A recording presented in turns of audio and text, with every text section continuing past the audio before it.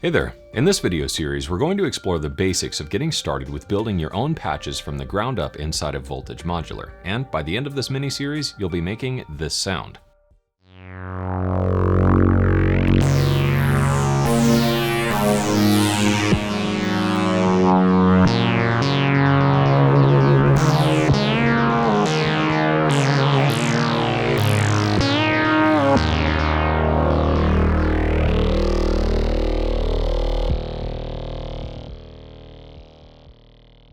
First up though, if you haven't already explored the presets inside of Voltage Modular, it's definitely worth taking a moment to start playing around with the presets and exploring what kind of sounds are possible using Voltage Modular.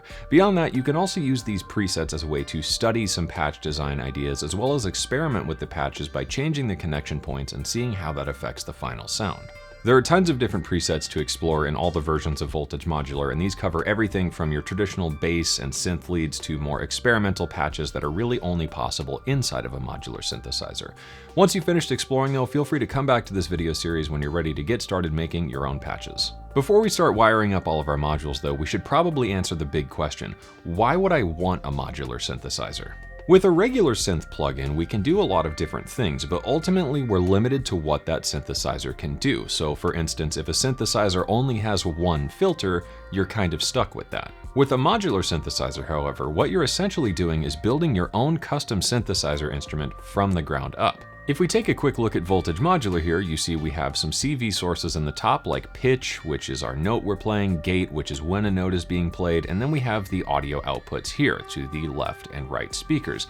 The interesting idea though is that everything in between those points is entirely up to you, so there's really unlimited possibilities of what you can create inside of a modular synth. So, for example, if you wanted a synth with 15 different wavetable oscillators and 5 different filters that can interact in a variety of different ways, you can do that. If you wanted to build a synthesizer that has the filter cutoff affected by the amplitude of a vocal line in your track, you can do that. If you wanted to build a synthesizer that plays itself and generates new melodic ideas, you can do that. All this is to say it's really cool and really powerful stuff, but I think the most important thing to keep in mind is that it's really only as complicated as you want it to be.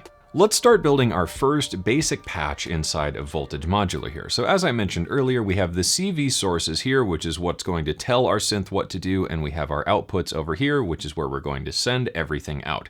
So let's start things off first with pitch, and if we wire out the pitch, you'll see we kind of have nothing to connect it to, so we're going to need an oscillator.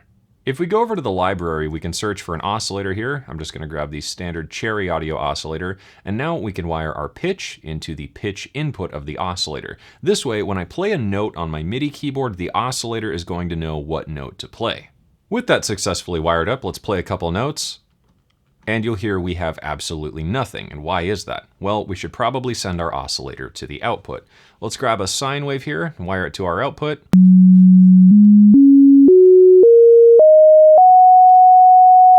But now we have a new problem. The oscillator knows what note to play, but it doesn't ever stop. It just keeps going on forever and ever and ever.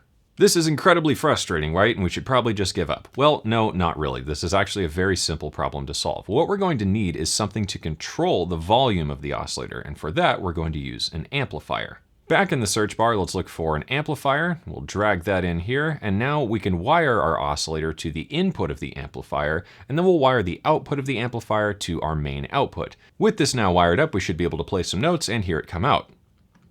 However, we're not hearing that, and that is because we need to move the gain of the amplifier. So if I move the gain and play a note, we can close it, we can play a new note, we can play another note. As you could probably tell, opening up the gain of the amplifier manually when playing a note and then closing it off and then playing a new note and opening the amplifier would be incredibly tedious and annoying, but we can get around this using an envelope generator. In our search bar, let's grab the envelope generator here. We'll drag that in between these two things, and now we can use this to control our amplifier with CV, or control voltage. At the top of the envelope generator here, we'll see the gate input, and we can see in our CV sources we have a gate here. So if we wire our gate into here and we play a note, you'll notice that the envelope generator lights up because it's receiving that gate signal. What the gate does is open and close the signal level by raising it when a note is played and completely closing it off when a note stops. This way we can only hear a note for as long as the key is being held. With that in mind, we'll take the positive output of the envelope generator here because we can see it's going up and then back down, and we'll wire that into the CV control of the amplifier. Now I should be able to play a note and hold it, and then let go, and the note will stop. If we take another look at the gate signal here, we could see what's happening. We'll wire this into an oscilloscope, and you'll see right now that there's nothing happening. And when I press a note, it opens up. When I let go, it closes off. Now, the envelope generator allows us to shape that opening and closing.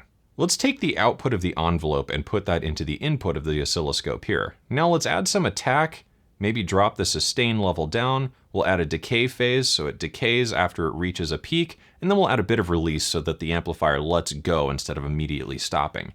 Now we'll hear this, but we can also see the shape of the volume being affected in the oscilloscope by watching the output of the envelope generator.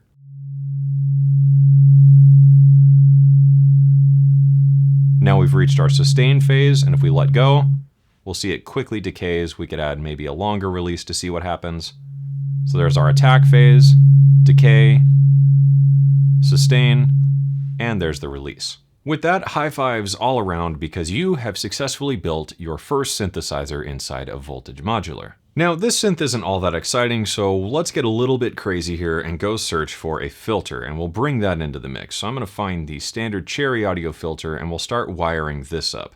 So let's use a saw wave instead. We'll change this connection to go from the output of the saw, and then we'll take the output of the amplifier here and instead wire that to the audio input of the filter. We'll wire the low pass out, and now we can take a listen and filter off the saw wave.